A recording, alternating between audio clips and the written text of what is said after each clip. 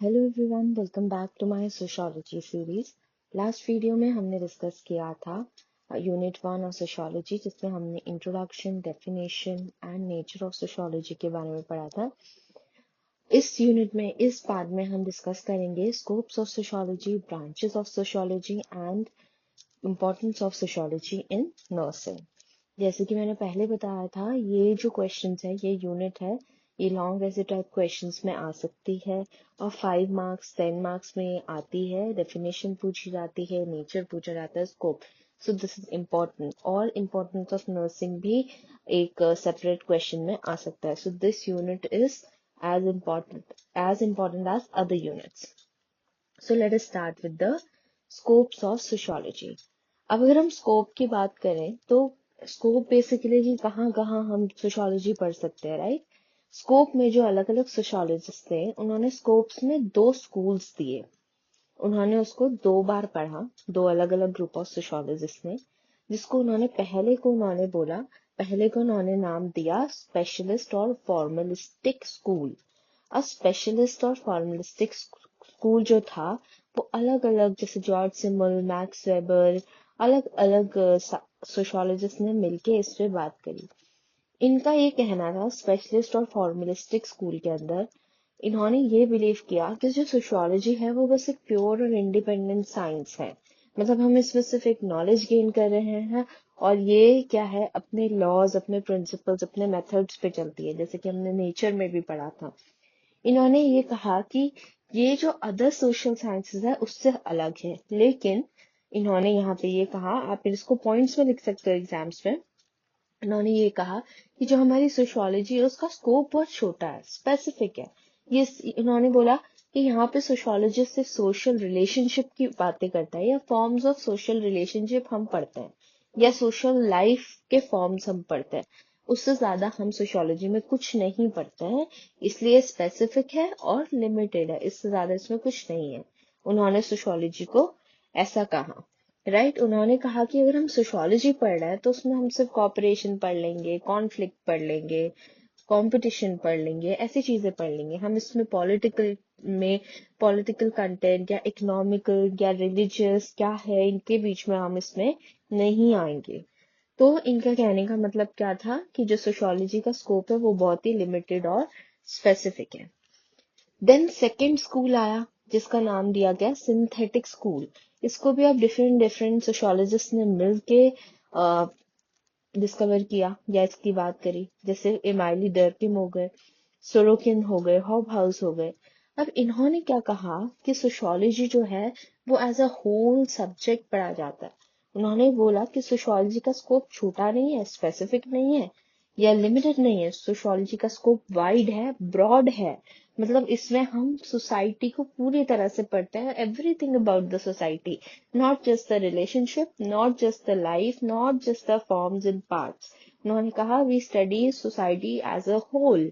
इसलिए जो सोशियोलॉजी का स्कोप है वो बहुत वास्ट है, क्योंकि हम सोशियोलॉजी के बारे में सब कुछ पढ़ सकते हैं, सोसाइटी के बारे में हर एक चीज जान सकते हैं। इसलिए इसका स्कोप क्या है, काफी बड़ा है। तो इसी तरह से इन्होंने 2 स्कूल दिए। सिंथेटिक स्कूल के अंदर इमाइली डर्किम ने सोशियोलॉजी को 3 ब्रांचेस में बांट दिया। एक थी social morphology, social physiology and general sociology.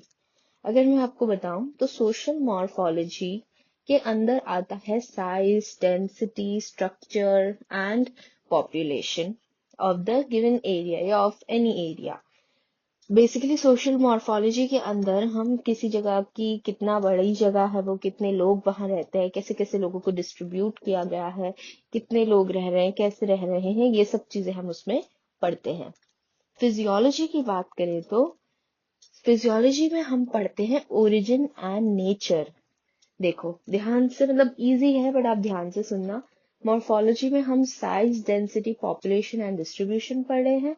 Physiology में हम ओरिजिन एंड नेचर पढ़ रहे हैं कि जो रिलीजन हो गया, या कोई भी सोशल ग्रुप हो गया, या कोई भी इंस्टीट्यूशन हो गया, जैसे कि फैमिली हो गई, या हमारे रिलेटिव्स हो गया, हमारा एजुकेशनल इंस्टीट्यूट हो गया, या हमारा रिलीजन हो गया, इसका ओरिजिन कहाँ से हुआ, ये शुरू कहाँ से हुआ, और इसका नेचर क्या है, इसकी मतलब कैसा है, एक हिंदू रिलीजन है तो उसमें क्या प्रैक्टिसेस होती हैं, और सिखिज्म है तो उसमें क्या प्रैक्टिसेस होती है, ये कब शुरू हुए और यहाँ इसमें क्या फॉलो किया जाता है, राइट।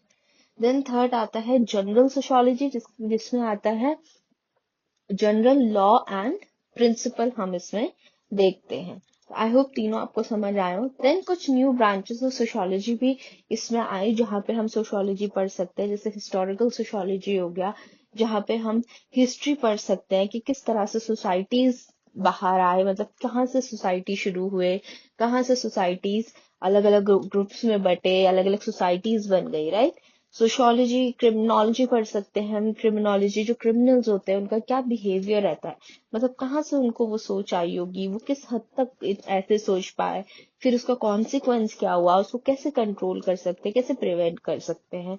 देन पॉलिटिकल सोशियोलॉजी हो गया, जितने भी आपके पॉलिटिकल आइडियोलॉजीज हैं उनके बारे में, कि वो उनका उनका जो थॉट है, उनकी जो बिहेवियर है, या वो जिस तरह से फंक्शन करते हैं, उसका ओरिजिन कहाँ से हुआ, कैसे डेवलपमेंट हुआ, कहाँ से पॉलिटिकल आपकी पार्टी शुरू हुई, ये सब हम पढ़ते हैं। सोशियोलॉजी ऑफ रिलीजन, अगेन आपको समझ आ गया होगा कि जितने भी हमारे रिलीजन हैं वो कहाँ से शुरू हुए, कितना उनका इन्फ्लुएंस है हमारे ऊपर, कितना उनको फॉलो किया जाता है।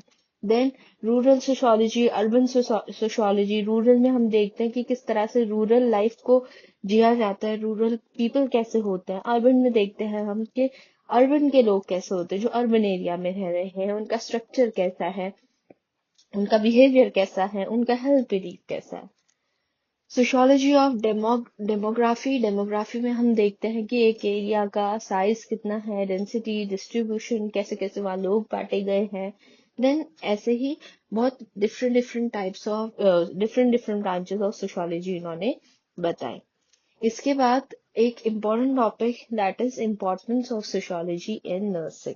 अब अगर हम इम्पोर्टेंस ऑफ सोशियोलॉजी की बात करें तो सोशियोलॉजी हम नर्सिंग में, अब आपको समझ आई क्या होगा कि हमने क्या बोला, कि लोगों को समझने के लिए, सिंपल सी बात है, लोगों को समझने के लिए, क्योंकि जब हम एक पेशेंट के पास जाते हैं, हम उसको केयर दे रहे हैं, तो हम डमी से तो इंटरेक्ट नहीं कर रहे हैं, हम एक बायोलॉजिकल ह्यूमन बीइंग से, बायोलॉजिकल बीइंग से हम इंटरेक्ट कर रहे हैं। अगर हम उसको एक छोटा सा इंजेक्शन भी लगा रहे हैं तो it is a individual, right. वो एक इंसान है, वो एक ह्यूमन है जिसको हम ट्रीट कर रहे हैं, तो हमें उसको समझना पड़ेगा कब हम उसको कैसे ट्रीट कर रहे हैं। हम उसको बोल रहे हैं दवाई खा लो, उसको पेन हो रहा है, वो चिड़चिड़ा हो रहा है, वो गुस्सा हो रहा है, हम भी उतने ही गुस्से के साथ उसको रिप्लाई कर रहे हैं, तो ऐसे हम एक प्रॉपर केयर उसको नहीं दे पाएंगे, हॉलिस्टिक केयर नहीं दे पाएंगे, राइट। इसीलिए हम चाहते हैं कि आप क्लिनिकल में वर्क करने से पहले आप सोशियोलॉजी समझो, या इंसान को समझने लगो कि वे क्यों ऐसे रिएक्ट कर रहे हैं, राइट। जब तक हमें कम्युनिटी की नॉलेज नहीं होगी कि अलग अलग रिलीजन में अलग अलग क्या हेल्थ बिलीव होते हैं, क्या बिलीव्स होते हैं, हम उनको उतना हेल्प नहीं कर पाएंगे। बिना किसी के रिलीजियस सेंटिमेंट या उनका कल्चरल सेंटिमेंट हर्ट करे हम कैसे केयर दे पाएंगे, जब तक हमें पता ही नहीं होगा। बिना किसी डिस्क्रिमिनेशन के हम कैसे केयर दे पाएंगे, राइट।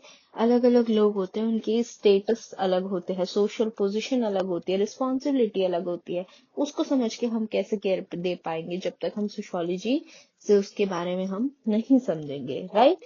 सोशियोलॉजी हमें हर एक तरीके से हेल्प करता है कि हम एक पेशेंट को या एक इंसान को इमोशनल लेवल पे, कल्चरल लेवल पे और इंटेलेक्चुअल लेवल पे समझ सकें, राइट। हर एक तरीके से सोशियोलॉजी आपको हेल्प करता है कि आप जितने भी चीजें हैं जो पेशेंट को अफेक्ट कर सकती हैं, जितने भी फैक्टर्स हैं, आप उनको समझो और एक प्रॉपर केयर आप अपने पेशेंट को दे पाओ, एक इंटरपर्सनल रिलेशनशिप बिल्ड कर पाओ, राइट।